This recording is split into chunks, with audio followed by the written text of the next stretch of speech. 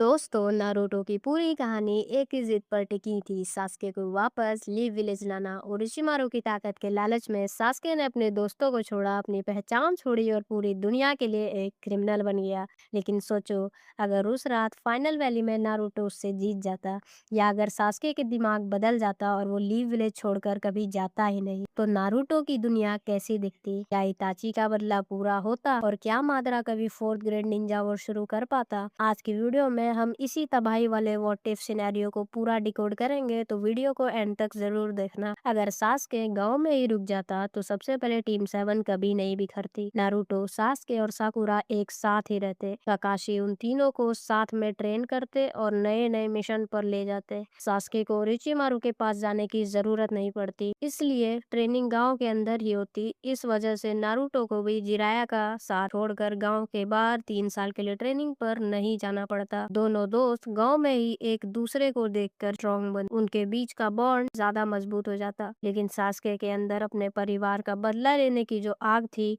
वो अभी खत्म नहीं हुई थी। वो गांव में रहकर भी हमेशा इताची को मारने के बारे में ही सोच रहा। कहानी में असली मोड़ तब आता जब अकात्सुकी के लोग लीव विलेज पर अटैक करते। इताची जब गांव में आता और देखता कि सास्के अभी यहाँ है और सही रास्ते पर है, तो उनकी ताकत अलग हो जाती। इताची को जब लगता कि अब सही वक्त आ गया है, तो सास्के को मौत की लड़ाई लड़ने के बजाय उचिया परिवार का पूरा सच खुद ब खुद बता देता। सास्के को पता चलता कि उसके परिवार को मारने का ऑर्डर डांजो ने दिया था। ये सच सुनते ही सास्के का गुस्सा बहुत ज्यादा बढ़ जाता। वो गांव छोड़कर बाहर के दुश्मन नहीं बनाता, बल्कि गांव के अंदर ही रहकर डांजो से बदले लेने की प्लानिंग करता। और एक रात मौका पाकर वो डांजो को मार देता। डांजो के मरने से गांव के अंदर एक बड़ी खलबली मच जाती। डांजो को मारने के बाद सास्के रुकता नहीं। उसने इताची की आंखें लेकर इटर्नल मांगेक्यू शारिंगन पा लेते। वो लीफ विलेज के पूरे सिस्टम को बदलना चाहता, क्योंकि इसी सिस्टम की वजह से उसका पूरे परिवार के साथ गलत हुआ था। जब पेन गांव पे अटैक करता तो नारुतो और सास्के दोनों मिलकर उसे हरा दे। पेन के मरने के बाद जब नए उकागे को चुनने की बारी आती, तो सास्के अपनी ताकत और दबदबे के दम पर सबको मजबूत करके खुद लीव विलेज का 6th उकागे बन जाता। लेकिन सास्के एक नर्म उकागे नहीं बनता। उसका राज बहुत सख्त होता। वो पूरे गांव को अपने हिसाब से चलाता और जो भी उसके खिलाफ जाता उसे सजा देता। नारुतो को अब समझ आ जाता कि उसकी जिद की वजह से सास्के गांव में तो रुक गया, पर वो अंदर से बहुत बदल चुका है। इस बदलाव की वजह से फोर्थ ग्रेड निंजा वॉर का पूरा रूप ही बदल जाता। माद्रास से लड़ने से पहले गांव के अंदर ही एक बड़ी जंग शुरू हो जाती। एक तरफ होते हुकागे सास्के, जो पूरे सिस्टम को अपने तरीके से चलाना चाहता, और दूसरी तरफ होता नारुतो, जो अपने दोस्त को गलत रास्ते पर जाने से रोकना चाहता था। ये लड़ाई दो दोस्तों के आखिरी लड़ाई लीव विलेज की भविष्य से किया होता।